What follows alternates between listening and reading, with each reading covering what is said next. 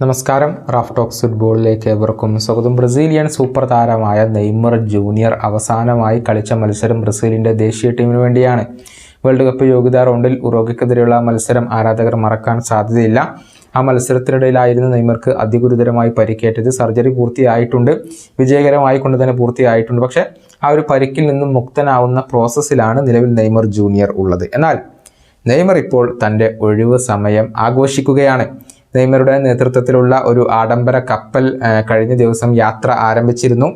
ബ്രസീലിലെ സാന്റോസിൽ നിന്നായിരുന്നു ഈ ആഡംബര കപ്പൽ യാത്ര തിരിച്ചിരുന്നത്. നെയ്മർ ജൂനിയർ തന്നെയാണ് ഈ കപ്പലിലെ പ്രധാന ആകർഷണ കേന്ദ്രം. 4 ദിവസത്തെ യാത്രയാണ് ഈ കപ്പലിൽ ഉള്ളത്. ബ്രസീലിലെ പല പ്രമുഖ സെലിബ്രിറ്റികളും യാത്രയുടെ ഭാഗമാണ്. നെയ്മർ ജൂനിയർ തൻ്റെ പരിക്കിൻ്റെ പ്രശ്നങ്ങൾക്കിടയിലും യാത്ര ആസ്വദിക്കുന്നതിൻ്റെ വീഡിയോകളും ചിത്രങ്ങളും ഒക്കെ ഇപ്പോൾ പുറത്തേക്ക് വന്നിട്ടുണ്ട്.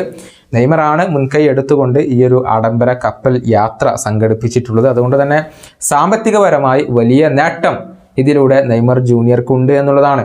കപ്പലിലെ ഏറ്റവും ചെറിയ ടിക്കറ്റിൻ്റെ തുക $1100 വലിയ ടിക്കറ്റിൻ്റെ തുക വരുന്നത് $6600 പുറത്ത് വരുന്ന റിപ്പോർട്ടുകൾ പ്രകാരം 20 മില്യൺ ബ്രസീലിയൻ റിയാൽ നെയ്മർക്ക് ഈ കപ്പൽ യാത്രയിലൂടെ സമ്പാദിക്കാൻ കഴിയും എന്നുള്ളതാണ്. $4 മില്യൺ ആകെ നെയ്മർ ജൂനിയർക്ക് ലഭിക്കുക. സാമ്പത്തികപരമായി വലിയ ഒരു നേട്ടം ഇതിലൂടെ നെയ്മർക്ക് ലഭിക്കുന്നുണ്ട് എന്ന കാര്യത്തിൽ സംശയങ്ങൾ ഒന്നുമില്ല.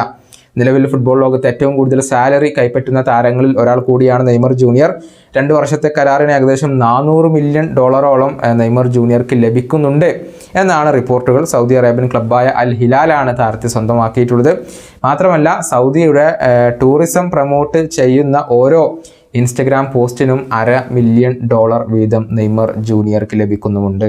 ഈ വീഡിയോയുടെ അവസാനിപ്പിക്കുന്നു. വീണ്ടും കാണാം.